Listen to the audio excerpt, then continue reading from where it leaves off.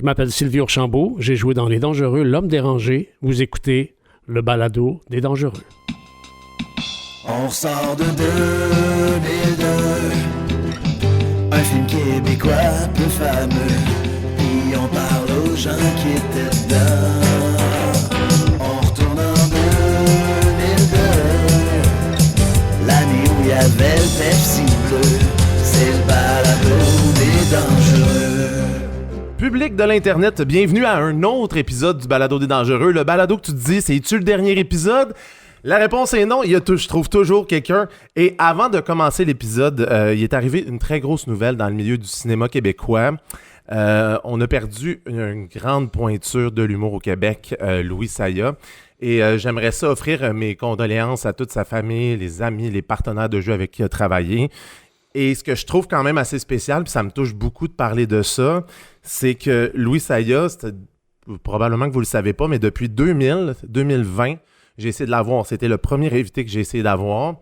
Et il a toujours reporté. Il y a toujours eu quelque chose qui fait qu'on ne pouvait pas faire l'entrevue jusqu'au mois d'octobre dernier où il a finalement accepté. Je me suis rendu chez lui. Vous avez vu le message sur les réseaux sociaux. Et sans le savoir, j'ai été probablement une de ses dernières, si ce n'est pas sa dernière entrevue à vie. Et je trouve ça un peu paradoxal que sa dernière entrevue soit sur le film Les Dangereux. Et je le remercie de s'être prêté au jeu. Et pour vrai, c'est vraiment touchant, j'en parle, j'ai des émotions. Mais on n'est pas là pour ça aujourd'hui. On est ici pour parler des Dangereux, d'essayer d'en parler le plus positivement possible. Est-ce que ce sera possible avec Sylvie Archambault? Bonjour. Bonjour. Écoute, Homme dérangé, tout un Ouais, personnage. c'est mon plus grand prénom de personnage, finalement. Écoute, moi, j'étais vraiment surpris de savoir que tu avais joué dans Les Dangereux. Je t'explique. Moi, je suis un grand fan d'Indéfendable dans la vie et je te vois jouer le rôle de l'enquêteur chevrier. Et là, je me dis, à part ça, puis Radio Enfer, y a-tu fait quelque chose? Parce que je me souviens que tu avais joué un Robidou dans Radio Enfer. Et là, je suis allé voir sur IMDb, voir tous tes crédits. Pour finalement me rendre compte, je fais comme... Il a joué dans Les Dangereux et je l'ai pas encore harcelé pour ça. Et là, dès que j'ai su ça, tout de suite, bang, sur Facebook, tu m'as répondu en 3 jours et nous voilà dans mon garage aujourd'hui à parler des Dangereux. Merci. Ben, ça me fait plaisir. Tu vas peut-être devenir finalement le mythe de la personne qui a fait le plus d'entrevues sur Les Dangereux. Ah, probablement. Je suis rendu, je pense, à 15 ou 16 si ma mémoire est bonne. Fait que oui. Et moi, je demande tout le temps aux gens... quand tu as reçu mon invitation, tu as reçu ça comment? Ben là, je me suis dit, c'est sûrement un illuminé par rapport que je savais pas trop. Puis j'ai même une amie productrice. Je dis, c'est qui ce gars-là? Elle est allée voir. Elle dit, non, il y a une tête sur ses épaules. Je pense que tu peux y aller. Ça peut être intéressant. J'ai dit, OK, j'avais comme un peu peur dans quoi je m'embarquais là. Puis j'ai vraiment hâte de savoir ton input sur le film parce que tu as été là, je l'ai calculé. 30 secondes et des poussières, là. Oui. On cligne des yeux ou on va aux toilettes, on te manque, là, c'est ça. Ouais, c'est pas mal ça, effectivement. Mais en même temps, c'était intéressant. Puis Louis Saya, j'ai travaillé beaucoup avec lui par l'entremise de Michel Charette qui était dans ma classe au conservatoire. Puis Michel, il m'a tout le temps plugué sur tous les projets de Louis Saya. Fait que, bon, évidemment, j'ai joué dans Histoire de filles, j'ai joué dans Max Inc., qui a été aussi, malheureusement, un insuccès. Ouais, hein? Puis, ben, écoutez, avec ce personnage-là, ben, c'était pas grand-chose. Puis Louis Saya, il me dirigeait comme il pouvait avec ce qu'il avait entre les mains. Donc, c'était juste une réplique qui disait « Are you Brad Pitt? Are you Brad Pitt? » Écoute, on va en reparler, on va pas essayer d'aller trop loin. Avant Les Dangereux, Sylvie Archambault, il faisait quoi? Ben, moi, j'ai fait le Conservatoire La Salle, qui est un cégep en radio et tout ça. Par la suite, j'ai fait le Conservatoire d'art dramatique. Et puis, j'ai roulé ma bosse quand même depuis 30 ans dans plein de choses. Si vous allez voir sur sylviearchambault.com, vous allez voir plein d'affaires, plein de démos que j'ai fait. De toutes mes choses qu'il a fait. Mais j'ai fait plein de choses de métiers en parallèle, comme tout bon acteur au Québec qui crève de faim. Ben oui, c'est sûr. Et le projet Dangereux se présente comment dans ta carrière? Ben, le projet dangereux, c'est comme une suite avec Louis Saya qui marie avec un autre projet. Moi, je voyais, en sortant du conservatoire, je restais avec Michel, fait que je l'ai vu comme rouler dans les boys, je l'ai vu Radio Enfer, il m'a plugué là-dessus, puis bon, il est arrivé avec Les Dangereux, il m'a dit « Ah, Louis, il cherche un petit rôle, puis il a pensé à toi, petite affaire, mais il dit « C'est vraiment pas long. » Je dis « Ben, pas trop, mais avec Louis, moi, je fais n'importe quoi. Hein. » Mais attends un peu, tu dis que tu as vécu avec Michel Charette. Est-ce que tu as vécu dans le mythique appartement de Radio Enfer où tout le monde a viré? Ben oui! Ah, mon Dieu, Seigneur! OK, on va faire une petite parenthèse rapide parce que c'est un mythe, cet appartement-là. On en a parlé dans le livre Génération Canal Famille. Ah oui. Et hein? oui, hein, et ça a l'air que ça virait quand même beaucoup. Ben, on avait moi puis Michel au premier étage, dans un 7,5. Il y avait Robin Aubert qui était au deuxième étage. J'avais Joël Marin qui était là aussi. Et il y avait aussi Christine Bélier qui est comédienne, mais qui fait aussi beaucoup de voix, de doublage et tout ça. Et puis, ben oui, on s'amusait, on faisait du fun. Puis Michel Charette, il dit, là, il y avait Robin Aubert qui était là. Il dit, toi, t'es le seul gars qui, quand j'arrive dans ma cuisine avec un café, que je vais faire une torche humaine dans le cours parce que je fais des cascades aussi. Okay. Alors là, je faisais une torche humaine. Il dit, c'était juste normal. Silvio, il était en feu dans la cour. Puis à un moment donné, il sautait du deuxième étage. Puis on faisait le party à travers tout ça. Fait que c'était vraiment... un beau moment de ma vie, vraiment. Ah oui, puis ça transparaissait aussi dans Radio Enfer, là. Tant la chimie entre les acteurs que des fois, il y avait de l'air d'avoir eu du lendemain de veille dans certaines scènes, là. Probablement quelques-uns. Puis à l'époque des Dangereux, est-ce que cet appartement-là existait toujours? Vous étiez toujours ensemble en 2000? On était 2002 à peu près. 2002, écoute, je pourrais pas dire en quelle année l'appartement. J'ai perdu le fil du compte. C'est peut-être les parties, mais je ne sais pas en quelle année. Je pense que c'est un peu avant. Je pense que c'est avant. Oui, c'est avant. Puis ce que je trouve spécial, c'est que tu fais des cascades, mais t'en as fait aucune dans Les Dangereux, alors que c'est probablement un des seuls films de cascades qu'on a eu au Québec. C'est quand même spécial. Oui, c'est spécial, mais d'ailleurs, il y a eu quand même un accident pas pire. La scène où la vanne saute dans le navire, l'espèce de truc à poubelle ou je sais pas quoi, le cascadeur qui était là-dedans, il s'est fracturé la colonne vertébrale. Oui, David Rigby, c'est ça. Oui, c'est ça. Ouais.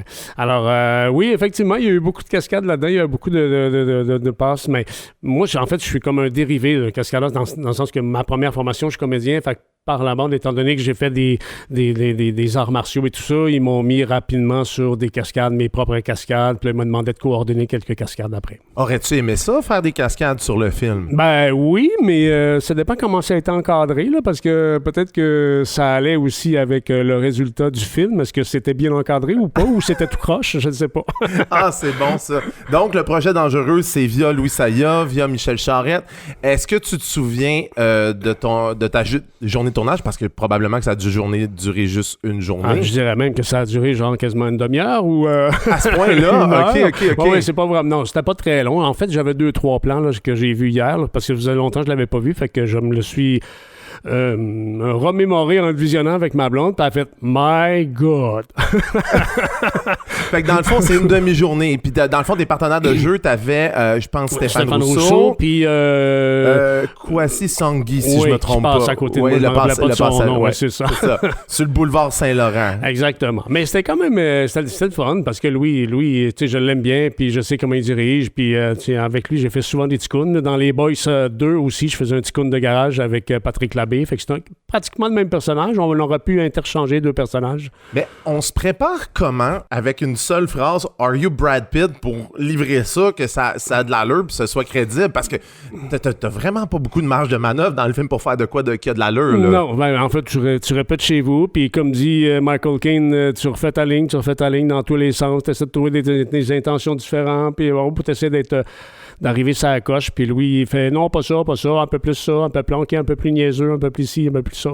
C'est sûr que Louis, c'est un très bon réalisateur, mais c'est pas je pense pas que c'est, en tout cas, avec toute l'expérience que j'ai avec lui, c'est pas quelqu'un qui fait de la grande psychologie de personnage lorsqu'il te dirige, tu sais. OK, dans le sens qu'il dit pas grand-chose, faut que tu travailles avec très peu. Ben, en fait, tu vas proposer quelque chose, il va t'enligner un peu, puis après ça, mais c'est toi qui vas bâtir ta réalité à travers ça, ta vérité à travers ça. Là. Puis c'était comment de travailler aussi avec Stéphane Rousseau? Parce que c'est quand même un assez grand comique, là, puis est-ce que ça décrochait beaucoup? C'était-tu... Ben, non, pas... Ben, bon, en tout cas, pas avec moi, mais c'est sûr que... En fait, moi, je me suis posé la question si... Je suis pas fin de dire ça, je devrais pas. Je m'excuse, je vais me faire lapider. Mais je me suis posé si c'était le bon casting. Je me posé la question si c'était le bon casting. Parce que pour vrai, à cette époque-là, il n'y avait pas comme une grande expérience de jeu d'acteur. Puis moi, j'aurais mis Luc Guérin là-dedans. Ah ouais? Ça aurait été extraordinaire. Ah oui? Tu penses qu'il aurait livré quelque chose qui a de l'allure? Ben oui, parce que je veux pas dénigrer rien, mais c'est quand même un acteur qui est bâti quelque chose. Parce que, tu sais, Serge Thériault, il l'a dit, hein, il joue maman, mais s'il joue pas la vérité, s'il joue pas la sincérité, ça passera pas, puis on n'y croira pas. Je pense que c'est un peu le... C'est une des causes, je pense, du flop de ce film-là. Je trouve qu'ils ont trop joué la ligne du comique au lieu de raconter une histoire et d'être vrai dans le personnage. Mais je parle pas des gens qui ont de l'expérience comme Guy Nadon, Marc, Michel Charette. Et c'est des gens, on les voit, les scènes, nous autres, c'est incarné, c'est vrai, ils sont branchés sur les émotions. Mais des fois, il y a des scènes que tu fais, oh my God, c'est extérieur, puis c'est surjoué, puis... Dans le fond, tu as l'impression qu'il y a plusieurs niveaux de jeu, que c'est quand même assez inégal. Ouais, là. je pense que le chef d'orchestre a pédalé, puis c'est un beau gâteau avec tous les ingrédients, mais il n'a pas levé le gâteau. Parce que moi, parce que je connais beaucoup de choses sur les dangereux, je sais qu'il y a aussi, tu sais, quand on parle de casting, à la base, c'était pas supposé être Véronique Cloutier qui joue. Il y aurait eu, et là je dis il y aurait, je mets des gants blancs il y aurait eu, dans le fond, pression de la part de l'entourage de Véronique Cloutier pour la pousser afin que, puis ça, Louis Saya m'en a parlé dans son épisode aussi. Donc toi, c'est-tu des trucs qui te surprennent ou penses-tu que s'il y avait eu un autre casting que des principaux, on aurait pu avoir un film un peu plus différent? Où le film était déjà donné d'avance? Ben, je pense qu'en partant, il y a un problème de scénario au départ. Faut bien ficeler une histoire. Bon, c'est pas Louis Saya qui l'a écrit que tu m'as appris. Moi, je pensais qu'il avait quand même participé beaucoup au scénario, mais semble-t-il que non. Mais c'est la base d'un scénario, c'est la base d'un film. Il faut que raconte-moi une histoire. Hein? En retournant à l'enfance, raconte-moi une histoire, sois vrai, puis je vais te croire.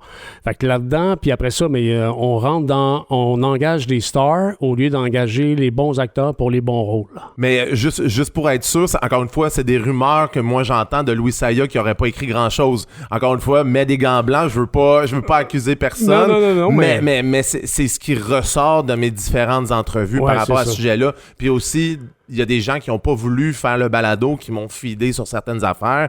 Et la rumeur dit que la contribution de Louis Saya au scénario était moindre que ce qu'on laissait transparaître. Puis, dans le fond, que c'était lui qu'on mettait à l'avant comme étant le scénariste des Dangereux. Ben, c'est sûr qu'en mettant le nom, le tag de Louis Saya, on se dit, ça va être un succès, parce que évidemment, il a fait plein de choses. Mais les Boys, c'est la même chose. Les Boys, si ça n'avait pas été bien dirigé avec un bon scénario et une bonne incarnation de la part des acteurs, ça aurait été un flop, mais pourtant, c'était joué gros, c'est caricatural, mais c'est vrai, puis c'est pour ça que ça a fonctionné, les Boys. Là, je veux savoir, une fois que toi, tu as terminé ce tournage-là, est-ce qu'on t'invite à un visionnement test, quelque chose? Est-ce que tu le vois avant ou... Pas moi. Je n'étais pas dans les cotes A des acteurs. Alors non, on m'appelle pas pour un visionnement d'équipe qu'on appelle ou vraiment pas. Là, on m'appelle à la première, là, on me donne des billets puis je vais là. Est-ce que tu es allé à la première? De mémoire, je pense que oui, mais bon, ça fait quand même 2002, ça fait quelques années, mais oui, je pense que c'est là. OK. Hey, c'est quand même spécial parce que moi, j'ai parlé à une des scénaristes qui dit qu'elle était pas sur la liste. Ben là, peut-être, tu mets le doute en moi. Ben, peut-être il faudrait que voir. J'étais pas là non plus, mais tu sais, ça serait quand même... Ça se peut. Honnêtement, oui, possible. Tout se passe dans ce métier-là. Et toi, la première fois que tu l'as vu, si tu l'as vu à la première ou peu importe, dans ton souvenir, comment t'as reçu ça? Est-ce que tu savais... Pendant le tournage et après, quand tu l'as vu, qu'on s'enlignait vers un flop? Ben, moi, personnellement, non, parce que j'ai pas participé assez, donc j'étais pas longtemps sur le plateau. Mais une fois que je l'ai vu, j'ai fait « Oh boy, pas sûr ». Tu sais, j'ai comme... Tu sais, je comprends l'humour de Louis Saya, je sais comment il travaille, mais en même temps, je sais quand il travaille bien, puis que c'est bien dirigé, ça va être un succès, même si c'est joué gros. Mais là, il y avait vraiment... Il y avait comme quelque chose qui collait pas, là, comme ça marchait pas, là. Mais toi, si tu avais à refaire mettons, si on avait eu la chance de donner une deuxième chance aux Dangereux, tu aurais changé quoi? Avec ton background d'acteur? Moi, je pense qu'à partir je pense que ça prend vraiment une direction. C'est pas fin, là, mais j'aurais changé Stéphane Rousseau. J'aurais mis Luc Guérin, un autre acteur qui est capable de jouer la comédie, mais qui est capable d'incarner, pas juste faire des faces. Parce qu'on se le dira, là-dedans, il fait juste des faces, là. C'est comme... il est bien bon ailleurs. Comme là, dans le stade, tout ça, il est rendu bon. Il a fait plein d'affaires. Il a pris des galons. bon, puis tout ça, tu sais, au niveau de... Mais là-dedans, hier, je le regardais, je fais, my God, il fait comme, je m'excuse, mais il y a des scènes que c'est comme n'importe quoi, là. C'est comme, OK, fais de l'impro, puis vas-y, fais quelque chose.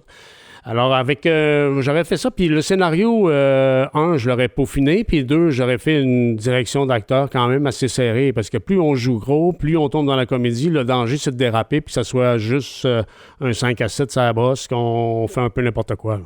Est-ce que tu as cette impression-là en écoutant Les Dangereux? Que je l'ai réécouté hier, puis j'ai eu un peu cette impression-là. Puis ça faisait très longtemps, fait comme en 2002, fait que je l'avais pas réécouté depuis, fait que ça fait quelques années. Donc oui, j'avais un peu l'impression que c'était un 5-7 un peu raté. Es-tu toujours satisfait de ta performance, malgré les 2 seules phrases? Ben moi, pour vrai, le petit bout Out of Nowhere, je le prendrais, puis je le mettrais sur un de mes démos, puis ça marcherait, là. C'est comme juste... ça serait drôle, ça. Juste le mettre Nowhere, puis sans marquer c'est quoi, pour voir si les gens s'en rappellent. D'ailleurs, j'étais curieux de voir, tu as lancé comme un appel sur Facebook. Est-ce que vous vous rappelez, 30 secondes, quel est l'acteur qui va venir? Finalement, est-ce que tu as eu des réponses? Oui, mais t'es pas sorti. Comment il s'appelle? Talbot. Oui, OK. Ben oui, il a sorti parce que c'est une autre personne que les gens me demandent aussi, parce qu'il y a tellement eu de caméos que t'es il y en a plein. Même Patrick Lagacé a été dans Les Dangereux. C'est quoi les chances, tu sais? Oui, même Louis Saya, je sais pas si tu l'as vu. Oui, c'est lui, il lit le journal. Il a fait son Hitchcock de lui-même, il s'est placé dans son propre film. Mais c'est quand même super intéressant, là. Puis est-ce que toi, mettons, je t'apprends-tu quelque chose si je te dis que Les Dangereux ont été vendus dans 17 pays à travers le monde, les droits des Dangereux? En tout cas, moi, ça m'étonne beaucoup, là. Probablement, peut-être que doubler, c'est meilleur. Parce que... Des fois, ils l'ont peut-être amélioré. Honnêtement, pour avoir écouté le doublage anglophone, on va laisser le doublage brésilien, c'est une autre chose, parce que pour avoir parlé à des amis qui habitent au Brésil, c'est les 10 mêmes comédiens qui doublent tous les films. Ah, OK, d'accord. Fait que c'est vraiment très inégal, mais le doublage anglophone, pour vrai, je crois que le film est une coche au-dessus de la version originale. Ben oui, parce qu'avec un doublage, on peut soit améliorer ou détruire un film. Fait qu'il y a des bons doublages, puis il y a des très mauvais doublages. Fait que s'ils ont fait un bon doublage, effectivement, il peut être meilleur.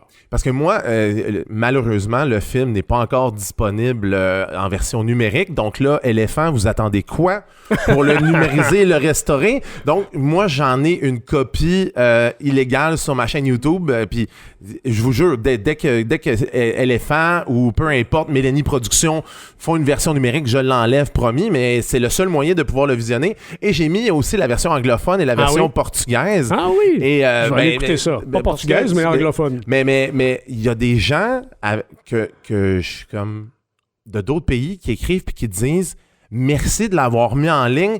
Je le cherchais depuis des années sans savoir ça venait de où.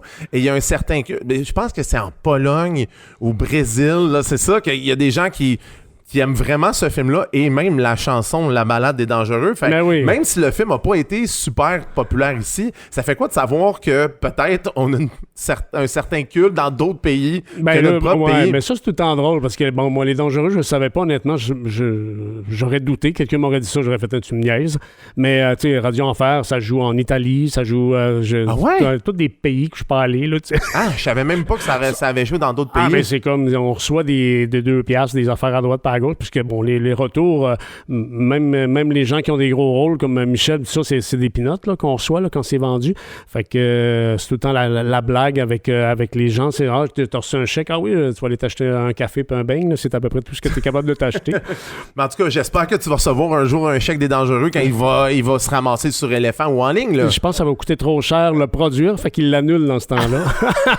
Ah non, c'est mon rêve, brise pas mon rêve, s'il te plaît. Et je voulais savoir, tu sais, quand le film est sorti, la critique, toi, est-ce que malgré le fait que tu as 30 secondes de jeu, ça peut t'affecter personnellement une mauvaise critique ou pas du tout? On passe à d'autres choses tout de suite? En fait, j'ai pensé à Michel, parce que, tu sais, c'est Michel, il prend ça à cœur, puis il s'investit dans ses rôles énormément. Michel, c'est vraiment un bon acteur, puis que je respecte énormément, puis que j'aime beaucoup. Mais je me suis dit, ouf, une chance que j'ai pas un gros rôle. Finalement, je me serais fait ramasser. En plus que j'avais pas de... Tu sais, j'ai pas... Ça a été long à bâtir ma carrière. Ça a pris 30 ans. Puis là, avec Isabelle Chevrier, la productrice d'Indéfendable, elle m'a donné comme une chance d'avoir un plus gros rôle. Puis tout ça, puis un rôle récurrent qui revient. Alors, à l'époque, j'étais plus ou moins connu. Oui, j'avais fait plein d'affaires, mais plein de premiers rôles épisodiques ou de quelques jours de tournage seulement, mais jamais rien en continuité. Là. Fait que je me suis dit, ouf, ne change pas là-dedans, finalement. Pas trop. Et je lance tout le temps, dans le fond, je parle tout le temps de ça avec les invités du balado, peu importe leur importance dans le film, c'est qu'il y a une rumeur qui dit que les critiques du film, à cause de l'enveloppe à la performance en début des années 2000, qui donnait un montant d'argent sans regarder le scénario à des producteurs qui avaient des gros succès au box-office, comme Richard Goudreau l'a eu avec Les Boys 1, 2, 3, que les critiques plus intello se seraient ligués contre le film avant même sa sortie pour le descendre, peu importe que le film soit bon ou non. Toi, t'adhères-tu à cette théorie? Ben, en fait, oui, je sais que ça se passe souvent comme ça, à certains paliers. Est-ce que ça, ben moi je ne savais pas pour Les Dangereux précisément, mais c'est sûr qu'avoir la quantité d'acteurs cotés A qu'il y a là-dedans, c'est clair que ça a aidé à avoir du financement pour le produire parce que c'est tout le temps ça. Tu sais, mon agent me le dit des fois, OK, tu ferais l'affaire, mais ça prend une cote A. Tu sais, fait que on est tous cotés comme acteurs, fait que où on est rendu dans notre cote, on le sait pas. mais qui décide ça? Ça me fait toujours rire. A, B, C, qui décide ça? C'est-tu le public? C'est-tu les diffuseurs? Non, c'est les diffuseurs, producteurs qui font qu'à partir du moment où tu commences à travailler, là, ta cote, elle monte, ta popularité, elle monte. Tu sais, comme Sébastien Delorme dans Indéfendable, il est partout dans Indéfendable, fait que c'est une cote A assurable, dans le sens que on sait que le public l'aime. Oui, par la bande, ça va vers le public. Le public aime, donc les producteurs vont t'aimer parce que tu vas faire vendre. Mais est-ce que ça, c'est quelque chose qui te nuit dans ta carrière à obtenir certains rôles? C'est ce principe de cote-là, pas de ta cote à toi, parce que personnellement, je m'en fous un peu, mais est-ce que tu penses que ce ranking-là peut t'avoir empêché d'avoir plusieurs rôles? Ah oui, c'est sûr, à plusieurs niveaux. Souvent, on me disait, le réalisateur te veut, le producteur te veut, mais le diffuseur te veut pas. Fait que c'est tout le temps la même affaire. Quand j'ai eu Portrait Robot, c'est la même affaire. J'ai joué dans Portrait Robot 2 années. Puis lorsque j'ai passé l'audition, je me suis dit, Alexis, il me dit, tu vas l'avoir, c'est toi qui l'as, parfait. Puis dans ma tête, en sortant, je me suis dit, attends un peu, il va peut-être avoir le diffuseur qui va me bloquer ou quelqu'un d'autre qui va me bloquer, parce qu'il y a plusieurs paliers de décideurs. C'est pas toi qui décides, puis c'est pas tout le temps le réalisateur. Fait que malheureusement, ça fonctionne de même, mais je peux comprendre parce qu'il y a beaucoup d'argent impliqué, mais des fois, je trouve ça poche parce que je connais des acteurs qui feraient la job beaucoup plus que des acteurs A qui ont été engagés pour telle affaire, mettons. Fait que ça peut être vraiment dommage parce qu'il y a plusieurs visages qu'on pourra peut-être ne jamais voir parce qu'ils sont pas capables de s'établir dans cette cote-là. C'est ça que tu es en train de dire. Oui, absolument. Puis il y a plein de gens qui travaillent dans des restaurants qui sont des acteurs et actrices extraordinaires qu'on verra jamais, malheureusement. Puis c'est comme ça.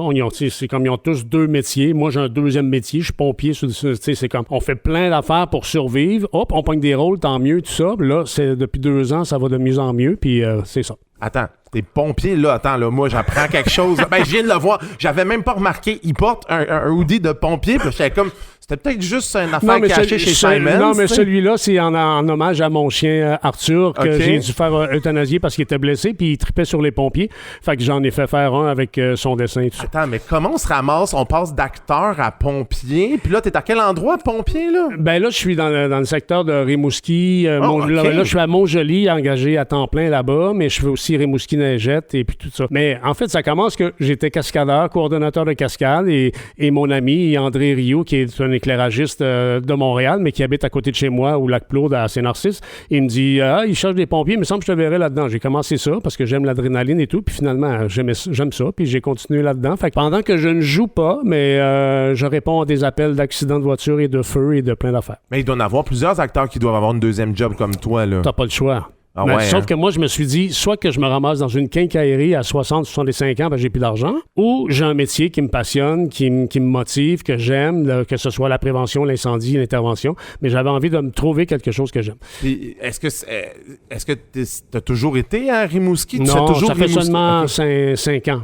J'ai été 35 ans à Montréal, mais j'ai un pied à terre à Montréal. Ma fille reste à Montréal, on habite ensemble. Fait que quand je viens tourner, j'habite chez ma fille, puis après ça, je repars à Rimouski. Puis j'ai un patron qui me laisse partir pour faire mes contrats. Fait que c'est formidable. C'est le meilleur des deux mondes, là. Puis pourquoi? Est-ce que ça a un rapport avec ta carrière d'acteur, que si tu travailles pas assez d'aller à Rimouski, ou c'est vraiment un coup de cœur que tu as eu pour l'endroit? Non, c'est plus pour ma blonde. Son père, il commençait à être malade d'Alzheimer et tout ça. Fait qu'on s'est rapprochés pour aider la famille et tout. Puis honnêtement, j'adore Montréal pour tourner et travailler, mais le trafic, j'étais plus capable. Puis j'adore le Bas-Saint-Laurent. Ah, je te comprends. Moi aussi, j'ai quitté Montréal pour la Montérégie. Ouais, Je m'en c'est porte ça. mieux maintenant. Maintenant, ça me fait autant suer de retourner à Montréal.